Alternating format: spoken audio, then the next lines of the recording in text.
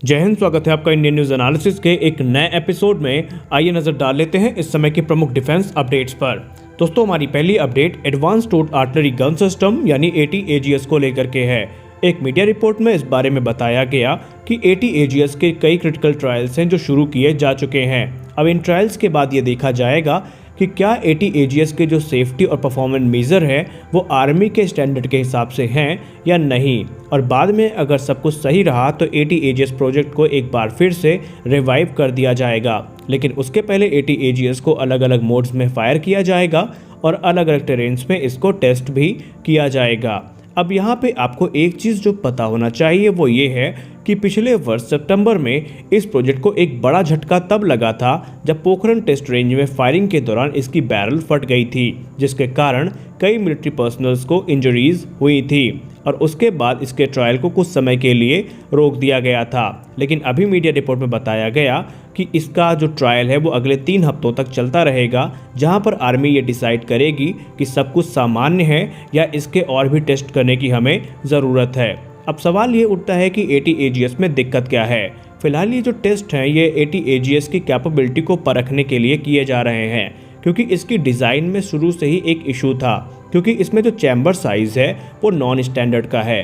अब chamber size ही decide करता है कि AT-AGS किस साइज़ का प्रोजेक्टाइल फायर कर सकती है। अगर नेटो स्टैंडर्ड की गन को देखा जाए तो उसमें जो चैम्बर साइज़ होता है वो 23 लीटर का होता है, लेकिन AT-AGS में ये चैम्बर साइज़ 25 लीटर का है, जिस कारण इसकी जो रेंज है वो तकरीबन 48 किलोमीटर के आसपास है, जो कि नॉर्मल गन से थोड़ी ज़्यादा है।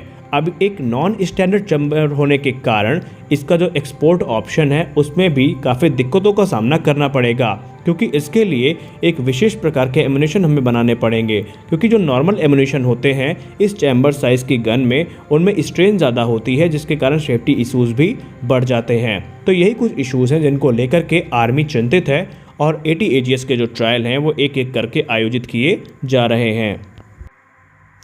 हमारी अगली बड़ी अपडेट चाइना से है। दरअसल आपको पता होगा चाइना के J-20 फाइटर जेट को लगातार आलोचनाओं का सामना करना पड़ा है, और ये जो आलोचनाएं हैं इनके इंजन और इनके आर्मामेंट्स को लेकर के आई हैं।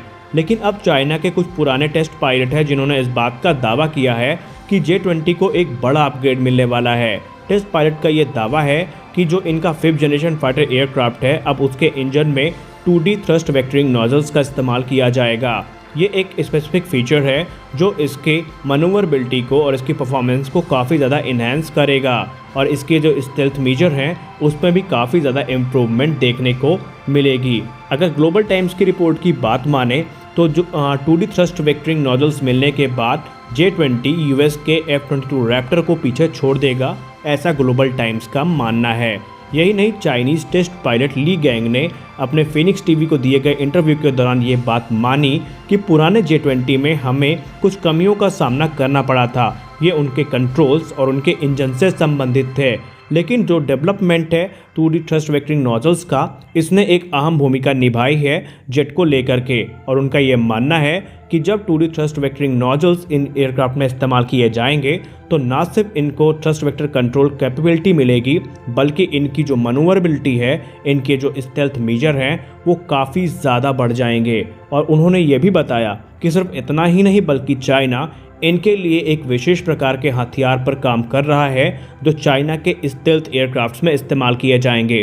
हालांकि उन्होंने अभी तक ये चीज़ रिवील नहीं की कि वो किस हथियार की बात कर रहे हैं, लेकिन उन्होंने बताया कि चाइना का जो सीक्रेट वेपन है ये मौजूदा समय में हर फाइटर जेट को पीछे छोड़ने की कैपेबिलिटी रखेगा।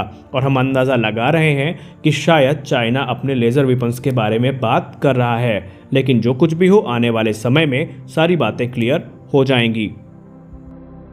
हमारी अगली अपडेट भी चीन को लेकर के है। अमेरिकी मीडिया ने चीन को लेकर के एक बड़ा खुलासा किया है। अमेरिकी मीडिया ने यह दावा किया कि चीन ने अपनी दक्षिण चीन सागर वाली रणनीति भारत के साथ जो सटी सीमा है वहां पर दोहराना शुरू कर दिया है।